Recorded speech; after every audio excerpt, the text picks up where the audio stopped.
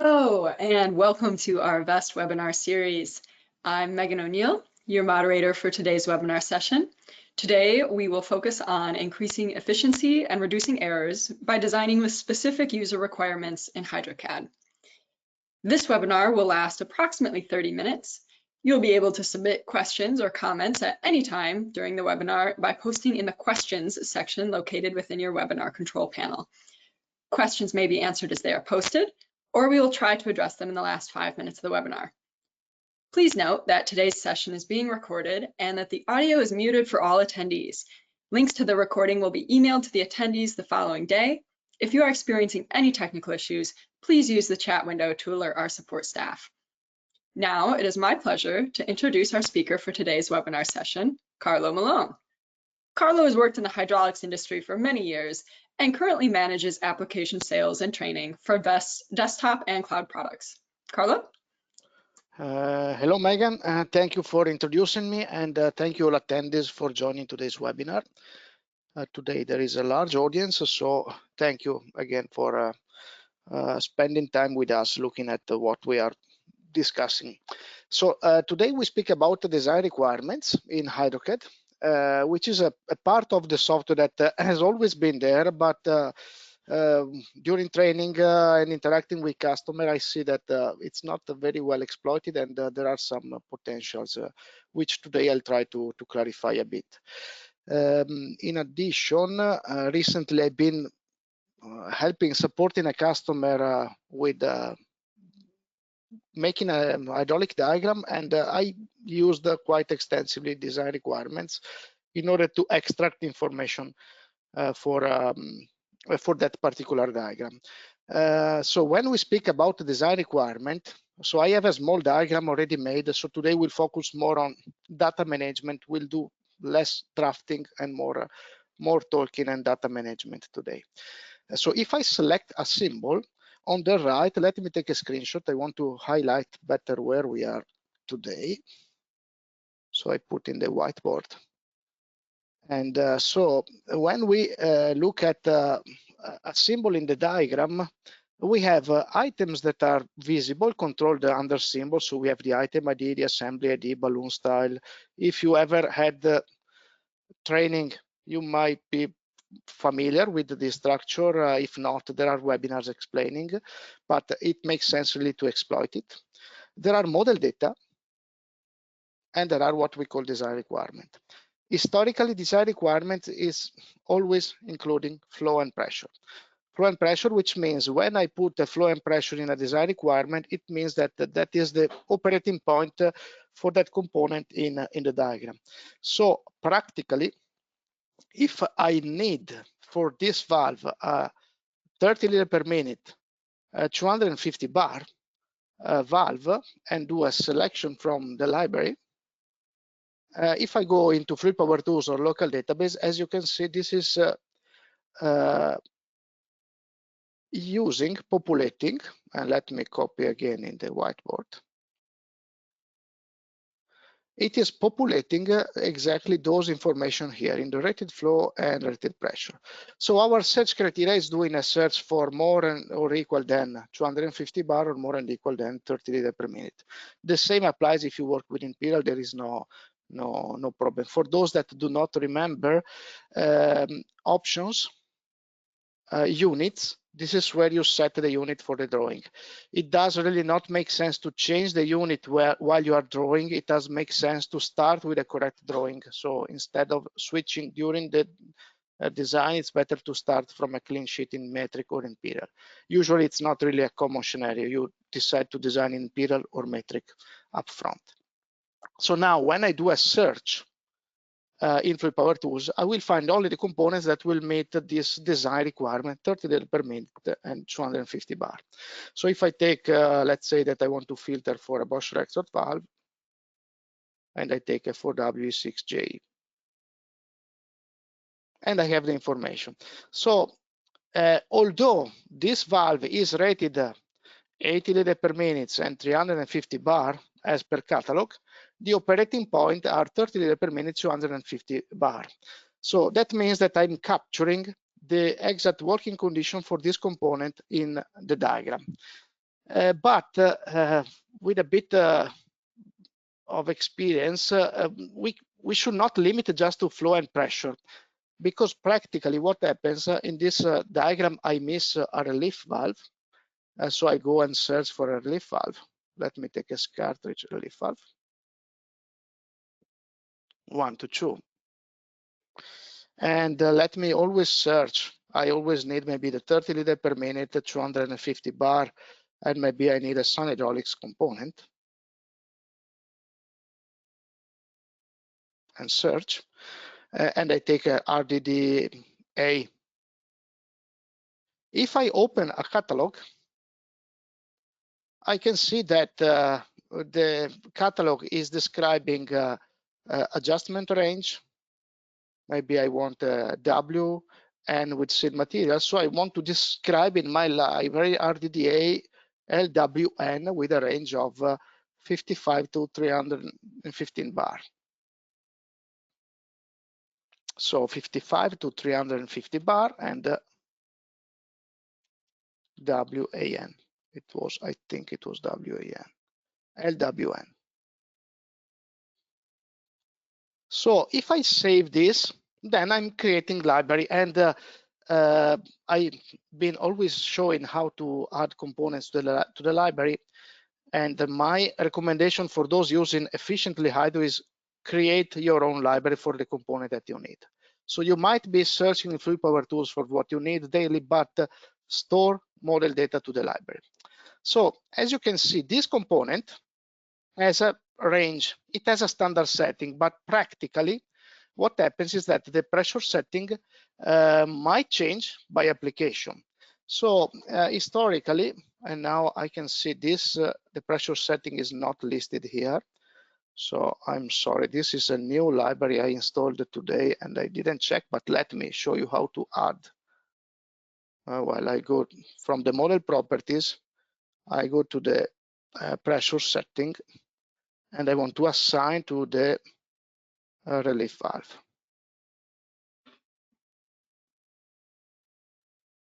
So for those from West attending, remember to check that the pressure setting in the new library is attached to all the relief valve. Save and close. So this symbol has already been used, so the pressure setting is not there, but if I do update for this symbol, next update, now the pressure setting will be visible, and I can define maybe I need 250 bar. The issue with doing this is that sometimes you populate and save. So when you save this, you are saving model data and you are overwriting model data in the library. So in this case, if I go back to the library manager, then I find the component I have just saved, and I see that the pressure setting is 250. So like you understand that the pressure setting in this case is not an attribute of the component. It's a design requirement for this component in the system. So recently, I started during my training a few months ago to explain that unless the pressure setting is an attribute of the model code, and there are fixed setting valves, relief valve that you buy with a fixed setting. Otherwise, the right place for the pressure setting is a design requirement, because that is the place where a design requirement is going. So let's see how to customize design requirement and how also to add more. So design requirements are found in the library manager under design requirement. And please note, there are design requirements available for external ports, design properties. They are available for connections, design properties, and design properties. And also for subsystem as well. So you can, with freedom, whatever I'm doing now with components is also doable for connection line. While supporting this customer for a system design, I use the design properties for connection lines, because I wanted to describe more in detail what that connection line was doing And this description has nothing to do with which model I have in the library, but has to do with the specific application I have. So let's go to the components and go to the design properties. And I want to create a new design property. So when you create a new design property, it's like model properties. So let me call it pressure setting. And I want it to be a number, and I want a unit category, which will be pressure. And there is this option. So when you define design requirement, you might link to model properties. This is not the case. I don't need to, but I want it to be available for the display format, and I want this to be linked to, for the moment, to all the relief valves. Of course, I will need to link also to counterbalance valve, pressure reducing valve. So all the components that will need that particular change. So let me do for the reducing valves. Of course, later you will be able to link this property also to other. Okay, and save. So let's see. So since here I didn't link to any property, let's see how this search, the design requirement is linked for the pressure, is linked to the rated pressure. So if we go to the pressure, yes, I want to save. The pressure is a number, is a pressure, is linked to the rated pressure. So when you define an attribute that is linked to the model property, then this attribute will be available when you search for it. So if I wanted to link this property with the pressure setting, and I want a search operator more and equal than with and save, now I have linked the pressure setting with the model data attribute. This is not what I want to do, so later I will change, but I want to explain something else in the application. So when you do that, when you create a new design property and you want it to be available in the design requirements, then you will need to go to the options. You will need to go to the search criteria, and you will need to add the pressure setting as search criteria.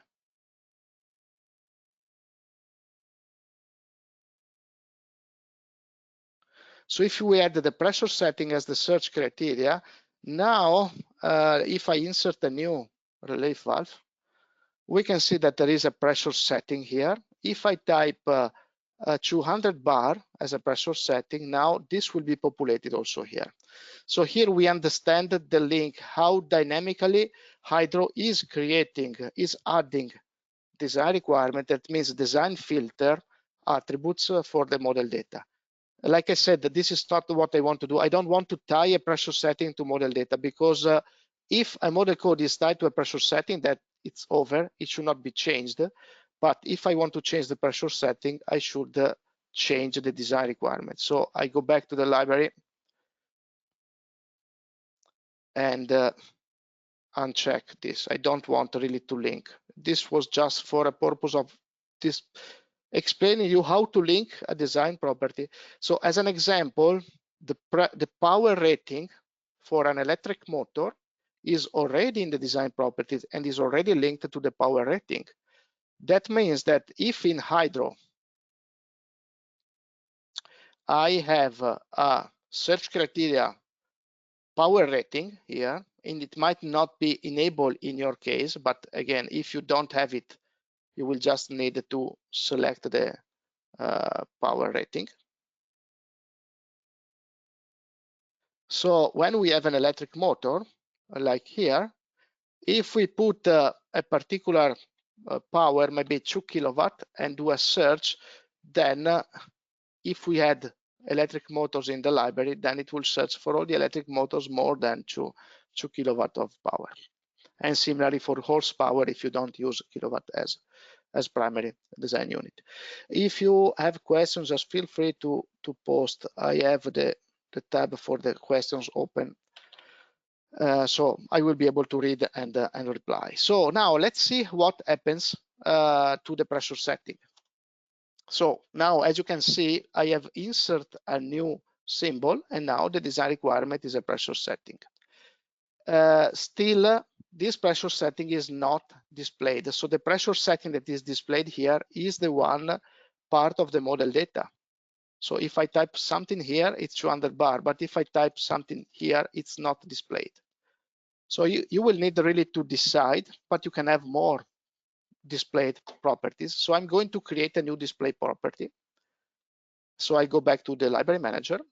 I go to the display format. I'm going to create a new display format called design setting. We can give a name, whichever we want. I want to link this to a design property, which is the pressure setting.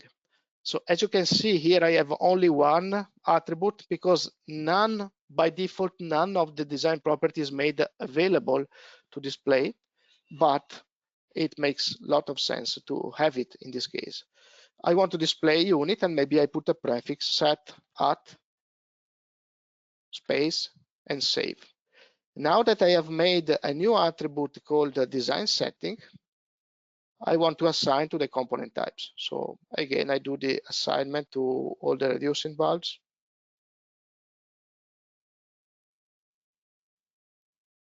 And all the relief valves.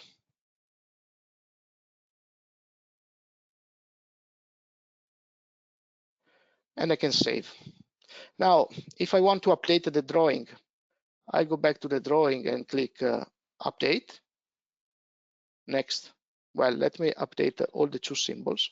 Update, select all. Next, update. So as you can see now, I have set at 150 bar. So for that particular component, I have two possibilities, the pressure setting and the design setting. And you might remove the pressure setting, or you might leave. So remember that if a value is here, by default, HyDraw will display a property. So now there is no value, so nothing is displayed. Let me delete also the pressure setting. So nothing is displayed. Either I use the pressure setting or the other setting, then it will be visible. So they are two independent attributes. Remember, that's something I already explained during other webinars. To make a display attribute always visible by default, options, application settings, display format, you can click reset. This will load all the display formats. Now there is a new display format called design setting, which is now made visible always, or you can hide by default according to the needs. Now, this is a particular situation. So my recommendation, if your component has a fixed setting, use the model data, but if not, create a design requirement for the setting. This might help also in case you are doing just the diagram and outsourcing the component selection. So this design requirement area should really be the place where you store information for the design that will help for component selection. So if you type information here and save, this information will go into the database. And this is not something that you might want. As an example, another typical situation is where I wanted to describe what this particular valve is doing or what this one is doing. And I cannot use model data because if I use a description in a model data, then this description can be stored in the database, which is not what I want. So another suggestion I have for the user is to have always one design property called design note. Well, let me call it function. In this application for this customer, I created, it was an Italian customer, so it was a function described in Italian, but save, and the functions is assigned to all the component types, and save. So now that I have made assign to all, so that's very easy. So manipulating and doing the training, I keep trying to transfer this information that it's very easy to customize the database according to your need. I create a new attribute, either a model data attribute or a design attribute, and I link it massively to all the component type. Now that I have done this, if I do update the data structure for my diagram and update, now I will see the function here. So let's say that I want to describe, this is the left lifting cylinder, and this one is the right lifting cylinder. And I wanted to describe them in a bill of materials. So if I go to the options, application settings, I want a new list and charts, and I want to create a new format. It's my webinar part list, where in my webinar part list, that is now my default part list, I want the item ID, I want the quantity, I want the model code, I want the manufacturer, and I want the function, and I want the custom pressure setting. So pressure setting. And you can sort them out. Functions maybe 50 millimeters. You can control the size. Let me create now the bill of material for this. So I can do a part list for the entire diagram. Enter for confirmation. It's taking my webinar part list, and I can insert. And as you can see now in the functions or in the description, I have that text. Left lifting cylinder, right lifting cylinder.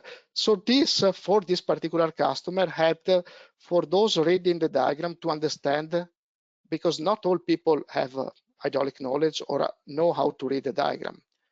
So in this case, this particular strategy was helping in providing more information of a description of how what that component is doing. Something that might be tricky if you not only have a pressure setting, but you might have flow setting or something else, then you end up having multiple columns. So a suggestion I made in one case is not create a property called pressure setting with a unit. So that is up to you, really. You might go for this choice. Pressure setting for me, it's not a number, it's just a text. And I want to call it just setting. Save. So now that I have made this setting as generic, I could also think that I can easily link to all the component types. Not all the component types will have a setting, but it does not cost you anything if you do that quickly to link that particular setting to all the components. So now if I do update everything here,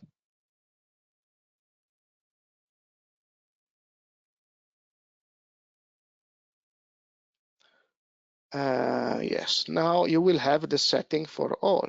So it is called setting, not anymore pressure setting. So as an example, if we had a flow control valve,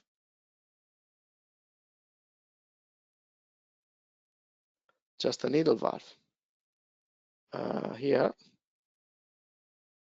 and the setting is 10 liters per minute. Now if I make the bill of material,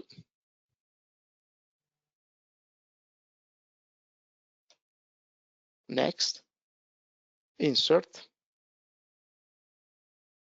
and now I have the 10 liters per minute. Or if I put the setting as 250 bar,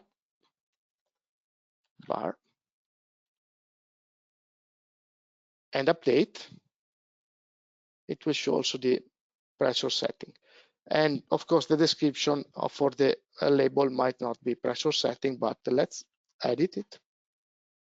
Circuit, options, application settings, list and charts, my webinar, this is called setting. Another typical application for this concept of design properties is a tag number. So for the same customer, I had the need to describe, because the end customer for my customer was needing particular tags for the components. The tag is not tied to a model code, is a particular item number, is a special item number that is identifying what that component is doing in that particular system. So in this case, it does really not make sense to show the tag as a model data, but the tag number is really a design property. So I have a new tag number, which I may want to display. So I select all the components and save. I'm also going to create a display format, a new display format called tag number, which I want to link to the design property as a tag number, and save. And the tag number is also assigned to all the component types, and save. Now all the new components will have also the tag number,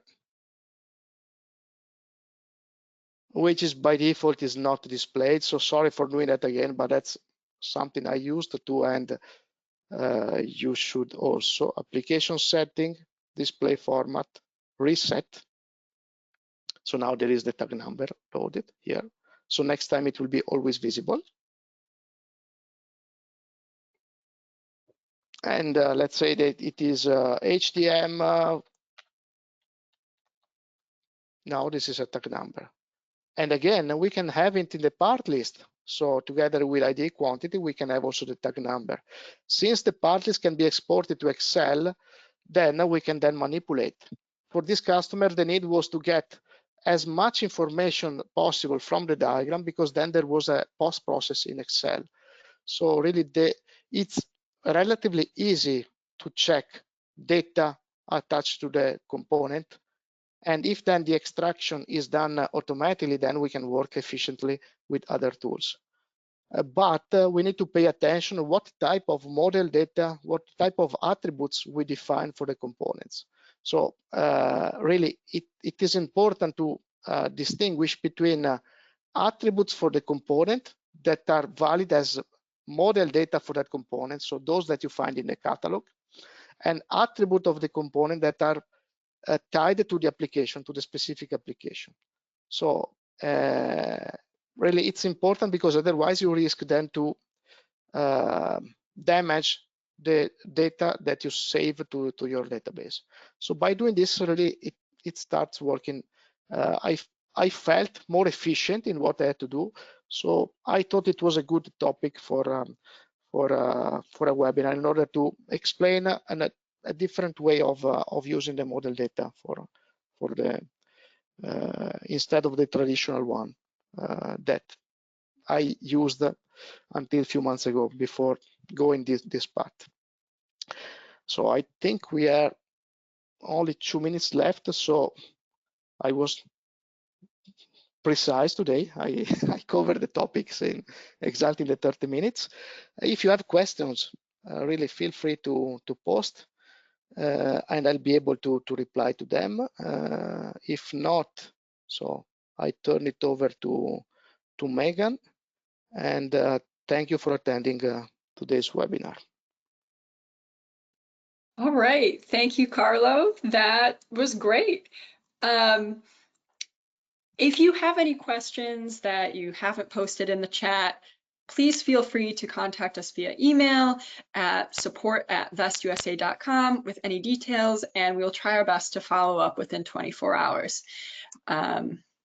Yeah, it doesn't look like we have any questions in the chat right now. So thank you again, Carlo, for today's webinar. We would be grateful for attendees if you could complete a short survey at the conclusion of today's webinar. Tomorrow you will receive an email containing a link to view a replay of today's session. Feel free to share that link with your colleagues. A link to view video segments from prior webinars will also be provided in that email. We also post prior webinars to our YouTube channel, if that is helpful as well. As you can see, we also have the webinar series posted on other various social media channels. We invite you to follow these channels so that you can receive latest updates on upcoming webinars, as well as product releases. Our next webinar takes place on June 17th, where Olivia will provide an exclusive first look at NetScheme Plus, an enhanced version of our cloud-based circuit design software, featuring expanded features and even greater customization capabilities. So once again, thanks, Carlo, and thank you to everyone for attending today's session. Have a pleasant and safe day.